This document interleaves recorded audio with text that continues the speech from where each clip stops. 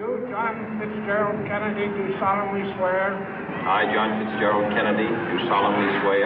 That you will faithfully execute the office of President of the United States. That I will faithfully execute the office of President of the United States. And will, to the best of your ability. And will, to the best of my ability. Preserve, protect, and defend the Constitution of the United States. Preserve, protect, and defend the Constitution of the United States. So help you God. So help me God.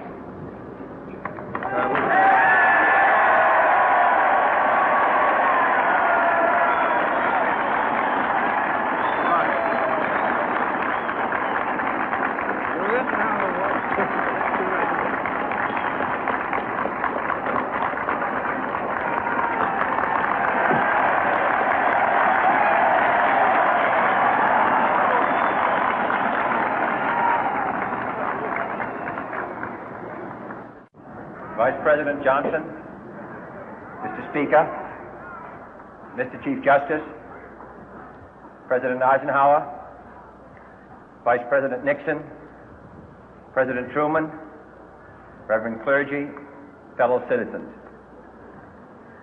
We observe today not a victory of party, but a celebration of freedom, symbolizing an end as well as a beginning, signifying renewal as well as change.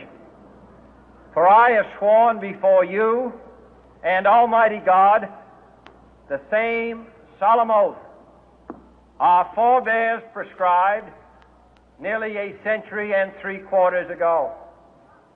The world is very different now, for man holds in his mortal hands the power to abolish all forms of human poverty and all forms of human life. And yet the same revolutionary beliefs for which our forebears fought are still at issue around the globe.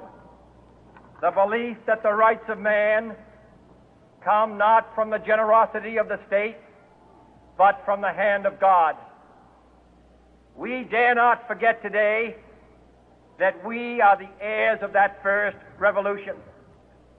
Let the word go forth from this time and place to friend and foe alike that the torch has been passed to a new generation of Americans born in this century, tempered by war, disciplined by a hard and bitter peace, proud of our ancient heritage, and unwilling to witness or permit the slow undoing of those human rights to which this nation has always been committed and to which we are committed today at home and around the world.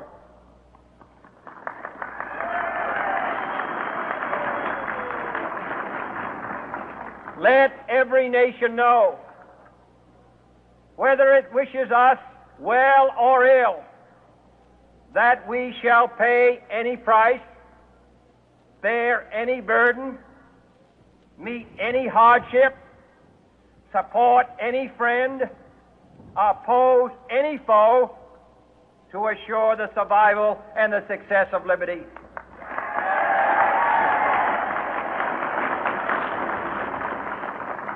This much we pledge and more. To those old allies whose cultural and spiritual origins we share, we pledge the loyalty of faithful friends. United, there is little we cannot do in a host of cooperative ventures. Divided, there is little we can do, for we dare not meet a powerful challenge at odds and split asunder.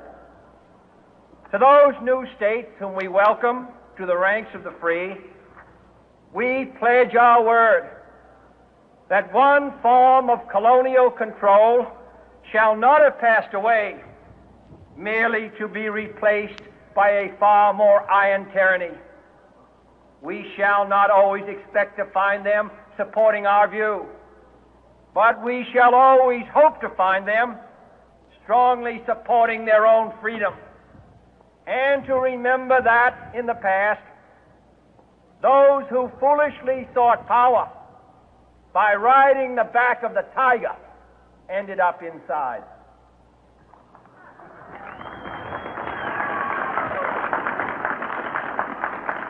To those people in the huts and villages of half the globe struggling to break the bonds of mass misery, we pledge our best efforts to help them help themselves for whatever period is required, not because the communists may be doing it, not because we seek their votes, but because it is right. If a free society cannot help the many who are poor, it cannot save the few who are rich.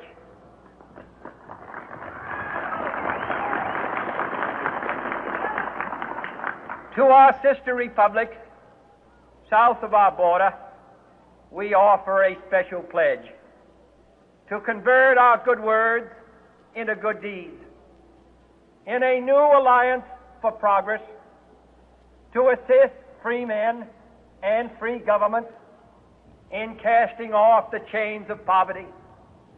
But this peaceful revolution of hope cannot become the prey of hostile powers. Let all our neighbors know that we shall join with them to oppose aggression or subversion anywhere in the Americas. And let every other power know that this hemisphere intends to remain the master of its own house.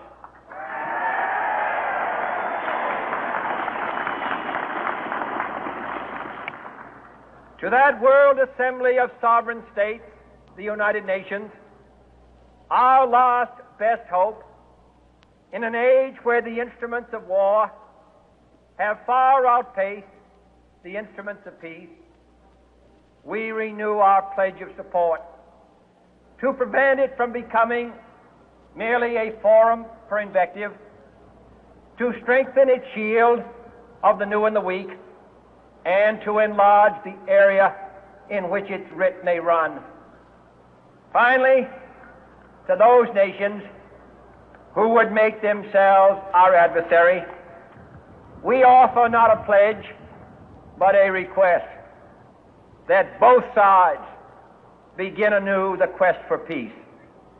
Before the dark powers of destruction, unleashed by science, engulf all humanity in planned or accidental self-destruction, we dare not tempt them with weakness, for only when our arms are sufficient beyond doubt can we be certain beyond doubt that they will never be employed. But neither can two great and powerful groups of nations take comfort from our present course, both sides overburdened by the cost of modern weapons, both rightly alarmed by the steady spread of the deadly atom, yet both racing to alter that uncertain balance of terror that stays the hand of mankind's final war. So let us begin anew, remembering on both sides that civility is not a sign of weakness, and sincerity is always subject to proof. Let us never negotiate out of fear, but let us never fear to negotiate.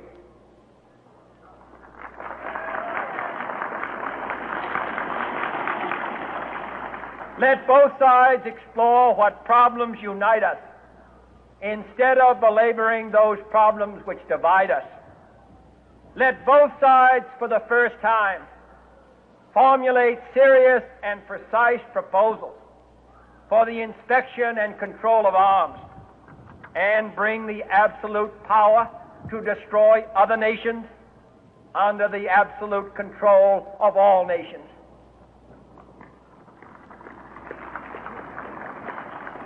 Let both sides seek to invoke the wonders of science instead of its terrors. Together, let us explore the stars, conquer the deserts, eradicate disease, tap the ocean depth, and encourage the arts and commerce. Let both sides unite to heed in all corners of the earth the command of our